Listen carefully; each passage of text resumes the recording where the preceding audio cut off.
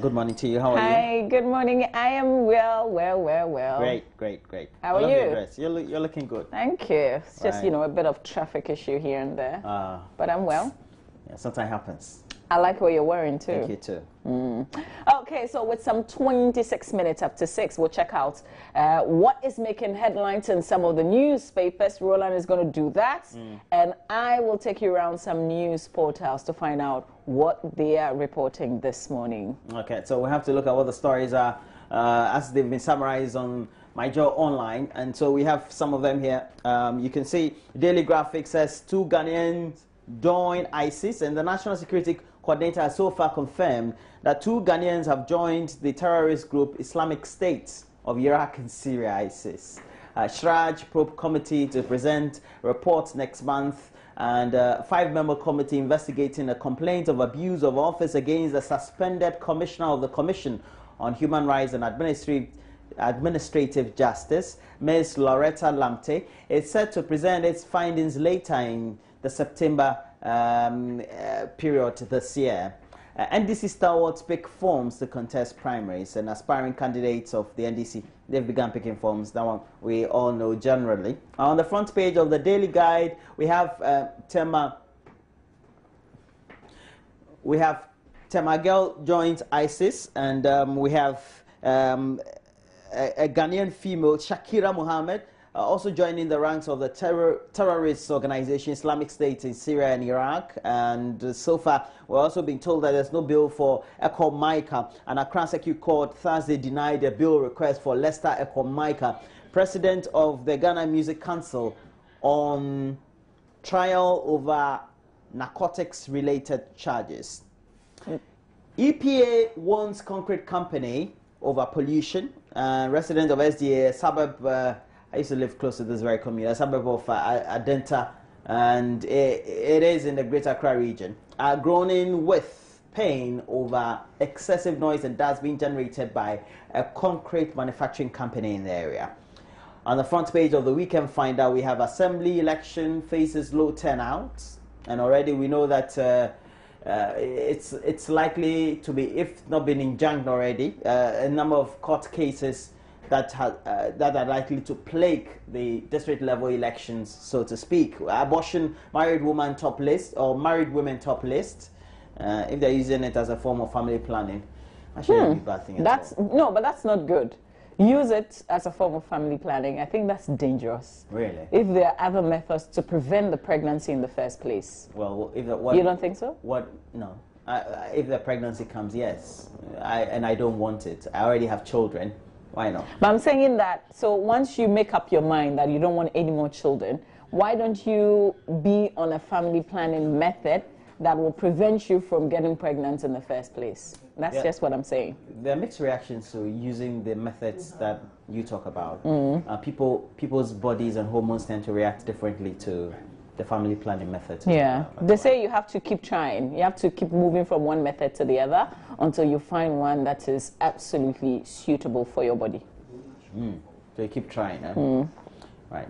The General Telegraph, National Security probes ISIS reports, and according to some of the papers, we have about 2 Ghanaians who formerly are said to have joined, according to the investigation. Pando chiefs demand replacement of MP, and a number of chiefs and opinion leaders and some executives of the National Democratic Congress in the Pando constituency in the Volta region, they have threatened to vote against the party if the sitting member of parliament, De La Soa, is not replaced. De La Soa, if you want to pick your nomination form, this is a report in the General Telegraph.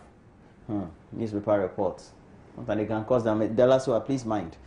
We are telling you. Today newspaper has on the front page, Indum urges youth to work hard, and the president of Group Indum, Dr. Papa Kwesi Indum, has charged the youth of Ghana to make good use of opportunities that may come their way, stressing that the opportunity once wasted can never be regained.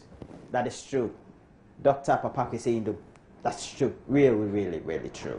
Minister cited for contempt, and today newspaper reports that the Manchester suit led by Ni Tete Akwe II filed a contempt application against 6 defendants, including the Greater Accra Regional Minister, Ni Laya Fotiagbo, for flouting an injunction passed on the Mashi Homawa celebration. We'll see how that goes. The event has already taken place.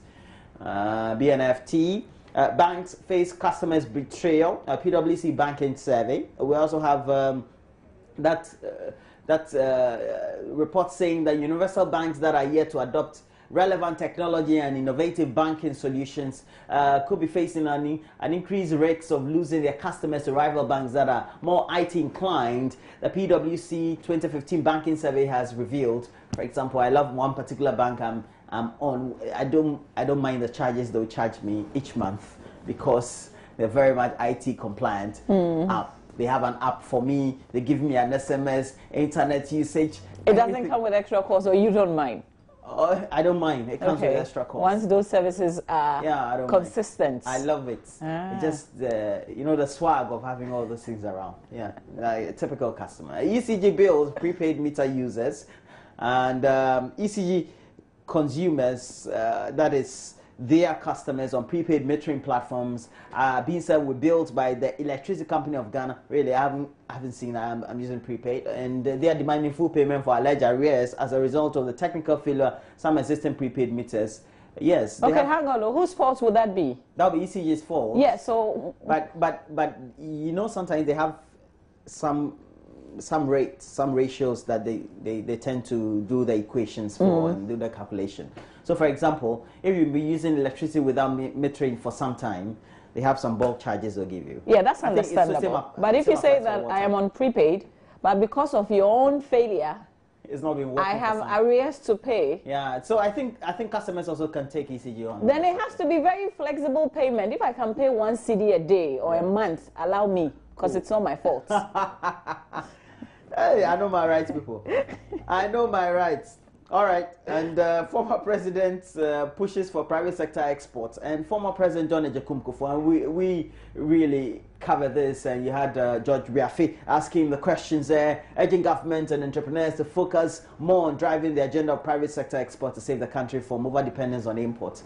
We know that this very phenomenon has resulted in some of those imbalances we're experiencing in the forex market, especially with the way the CD is marginally or dropping against the international or major currencies we have been trading with as a country, and that's a huge problem. We're told every time that we need to make sure that we increase the rate of exports and also tend to reduce the trade deficit, so to speak, with our relevant trading partners. But so far, the last couple of years, we've not been able to do that. That's a serious issue, Mawabi. It's a serious issue. All right. Yeah, definitely. Okay, so you're done with the headlines as captured by myjoyonline.com. I am taking you back to myjoyonline.com, but I'm focusing on this particular story. Ex-convicts, others rush for NDC nomination form. See this gentleman? I'm sure you remember him. He's a human rights lawyer, Francis Xavier Soso.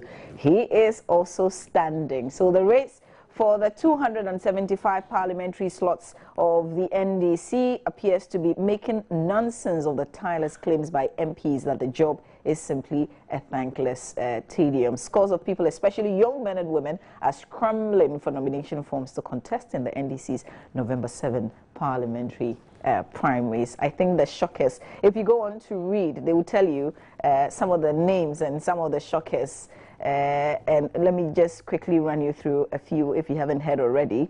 Communications consultant at the presidency, Sam George, his picked nomination, so he's contesting against Octave Mensah, whom I don't know, we all say, I don't know. Yesterday I heard that he's an institution, in his constituency. Can anybody beat him? But if you go on and on and on, okay, so there's a management consultant, okay, that has to do with some George, but Mr. Ramadan is from a political family, as his father, Alhaji Ramadan, is currently chairman of the PNC, and his younger brother, Abu Ramadan, the youth organizer of the same party. Okay, so I guess I'll leave the details for you to go on and on and on and read the details for yourself. Mr. Ramadan there is a presidential staffer.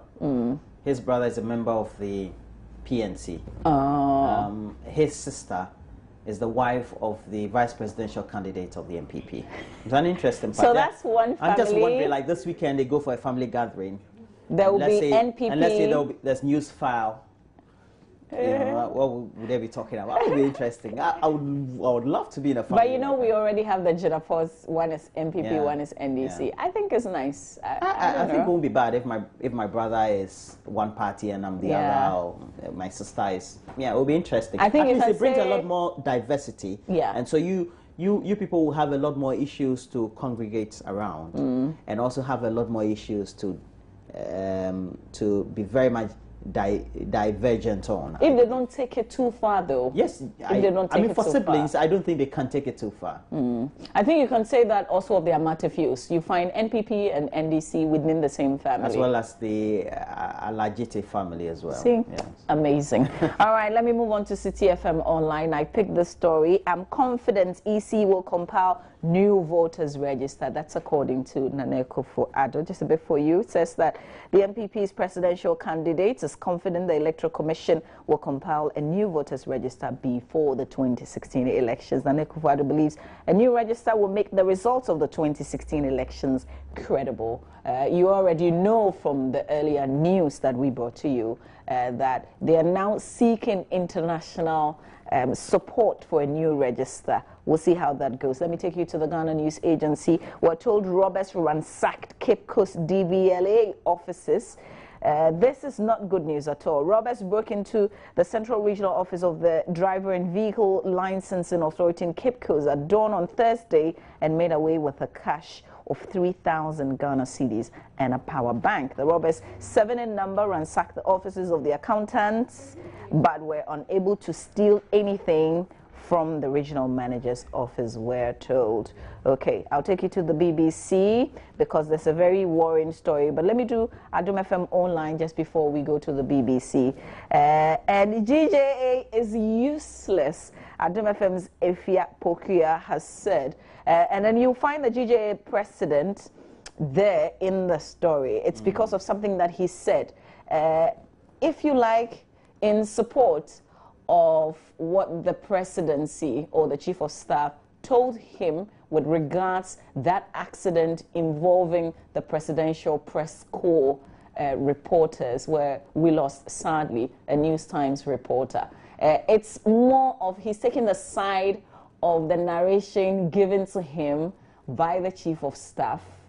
And that's what journalists don't like. They want the information first-hand to come from their reporters in the car. Exactly. But you see, the point is, we know that Napoleon Atukito, who was involved in that accident, had said earlier that they had warned the driver twice because he was overspeeding. On the journey.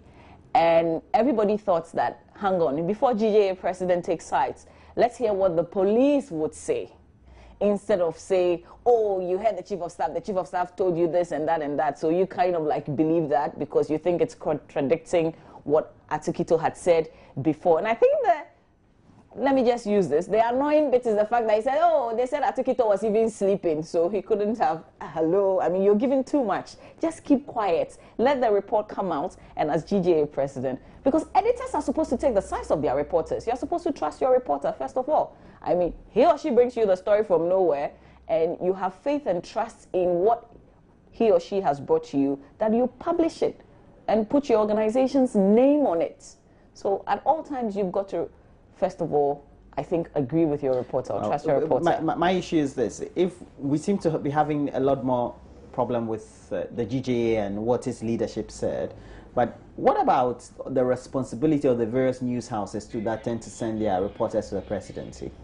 What responsibility also do they have to their reporters? Or if they feel by the time the reporters go out of the boundaries of their companies, and so they are working for whoever they are working for, and so that person needs to take a lot more responsibility for their reporter. What do they do to ensure that that is done? So you don't always have to blame the GJA and say, but rather the individual organization also takes a lot more responsibility on itself to make sure that the best thing is done for their reporters. Yeah, I agree with you. Yeah, and those are the things that we haven't done. We can't be shifting blame all the time and assume that we don't have a responsibility ourselves. We do have a responsibility. I think the backlash... Journalists will make sure doctors, when they agitate, get the best salaries. Journalists will make sure when lawyers agitate or attorneys in the Attorney General Department agitate, they get the best salary. TUC members will get the best salary. Journalists, we don't do anything for ourselves. It's true. We just talk a lot on TV and radio and write in the newspapers and do blogs now these days on social media. That's what we do. It makes us big hypocrites, doesn't it? It does. Yeah, we talk about other people's, but we don't. I mean, it's not the first time the president. I've been a presidential reporter. It's not the first time. It's terrible. It's been terrible for decades. What have we been doing about it? But you know, you can go on TV and go and talk about your internal issues, but tomorrow you won't be on TV. Because you feel you'll be sacked by the organization. Then you don't have guts then. Why do you talk about other people's problems then? It's true. You have a point. Let me take you to the BBC.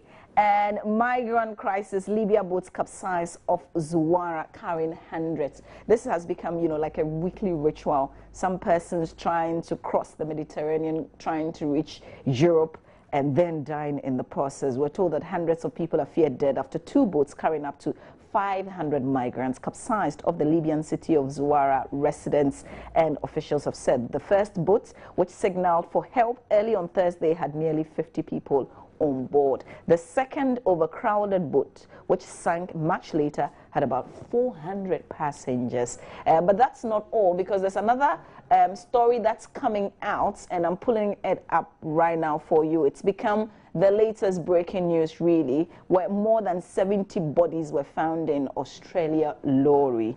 So Australian officials say more than 70 bodies thought to be migrants were in an abandoned lorry found on the motorway. They originally estimated that between 20 to 50 people died in the vehicle found near the Hungarian border. I don't know, where do we really want to? Can we live?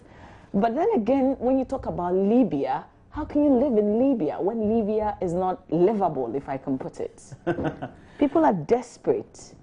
Can Europe be more friendly than they are? But then again, if our leaders are going begging and agreeing to all kind of deals... Europe, they are being too receptive to us. Really? At the end of the day, yeah. They've tried more There than are enough. people who cannot stay in Syria because we know the situation there. We know there are people who cannot stay in Libya. So there are places that it's critical. I mean, if somebody is coming from Ghana, you can block the person because Ghana is a peaceful country. But we have people from Ghana, Nigeria, and the rest of West Africa who are part of the fray of people who go there. Yeah, but I'm saying they pretend to be citizens of some other nationalities, or tend to say there are a lot of problems in where they live in Ghana and also in West Africa. Well, it's a shame, isn't it? We've got to make way for sports, but just to refresh your memory before Baba Tando comes up. Did you watch this? The World, I'm sure she will show it. The World Championships in China is day 7, but the highlight, and I think what everybody is talking about, is what happened yesterday. Usain Bolt winning that 200 meters with Gatlin, sadly, coming second again. I saw Gatlin and he was running as he was Gatlin. But it's fun, you know, after the 100 meters, and so you get to see the 200 meters and Usain Bolt. Even, I think, towards the last 5 meters, knew that Gatlin was just behind him. And it's just that guy is a joke. He's so annoying, isn't he? Yeah, after getting 2 bands within the period. And at 33, he's running some of the fastest time. And so it's unbelievable for somebody who is 33 to be running that fast. Okay. And so getting the tongues of the critics wagging about a lot of the things. It's true. But we love Usain Bolt. We love him. Yeah, you should have been in the newsroom yesterday. I should have recorded that. Wow. Everybody rooting. And it was as if somebody was going to have a baby right there and then. You guys were watching it live? Yeah, we're watching it live. Great. It was live. Great. All right, stay with us. That's it for what the other news portals are reporting, what's making headlines, essentially what's trending. We're done.